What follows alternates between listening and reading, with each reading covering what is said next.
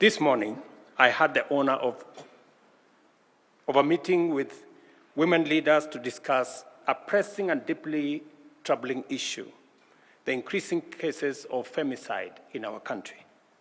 The stories of lives tragically cut short and families shattered by this vice demand our immediate and urgent action. It is a stark reminder that we must act swiftly and decisively to protect the lives and the dignity of every woman and girl in Kenya. We know that every 4 out of 5 women killed is out of intimate partner violence, which means that our women are being killed in places they consider safe. I send my condolences and those of these leaders standing here with me to those who are in pain today because of these tragic events. I commend the women leaders for their commitment and the practical proposals and solutions that they have put forward to end this scourge. This challenge requires the combined efforts of government, religious leaders, parents, teachers, civil society, and all citizens of goodwill. Protecting our daughters, sisters, and mothers begin at home, in our communities, and through all other institutions. Let me reiterate that the government, in its women's agenda, is explicitly committed to ending all forms of violence. As leaders, we are united in the resolve to ensure that justice is swift and efficient.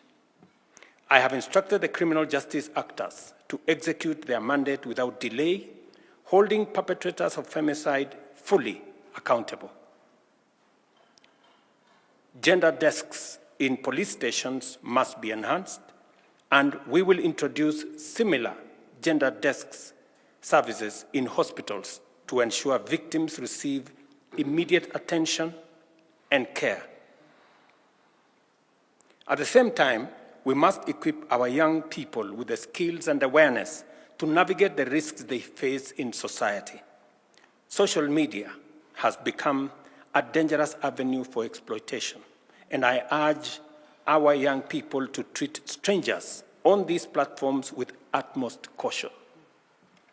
Parents, schools, churches, and community organizations must step up to provide life skills, counseling, and guidance to our young people. We urge religious leaders, too, to use their platforms to speak positively about women leadership, women engagement, and help congregations understand that women's rights are also human rights, creating a positive environment for women and our children.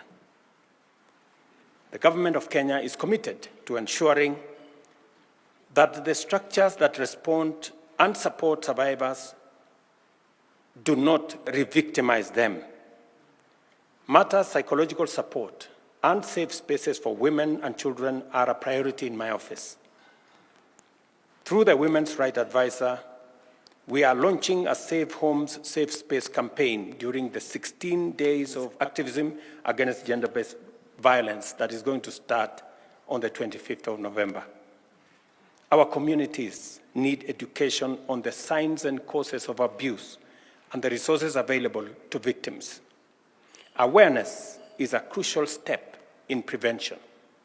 We must increase awareness on the availability of safe spaces where victims can seek refuge, toll-free hotlines such as GBV 1195, Child Help 116, and the DCI anonymous reporting number 0800-722-203, and the counseling services in order to provide victims with the support they need to find protection. As we approach the 16 days of activism against gender-based violence, the women leaders standing here have agreed to embark on a nationwide awareness campaign to confront this vice head-on. This campaign will have the full support of my administration, and we are committing Kenya shillings 100 million for the Safe Home, Safe Spaces campaign and for the next 16 days of activism.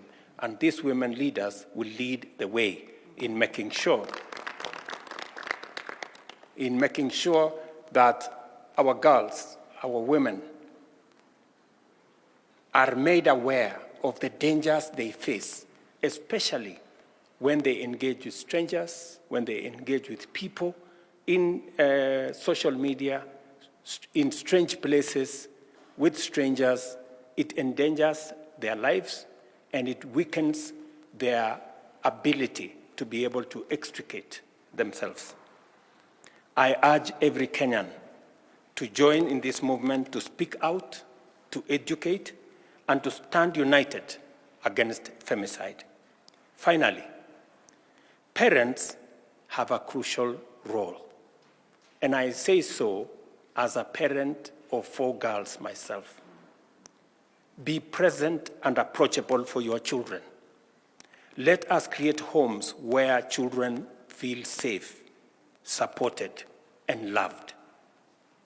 A strong family is the first line of defense against the dangers lurking in our society. The women leaders and I stand united in declaring that femicide has no place in Kenya. Together, as a nation, through our concerted efforts, we shall eradicate this vice.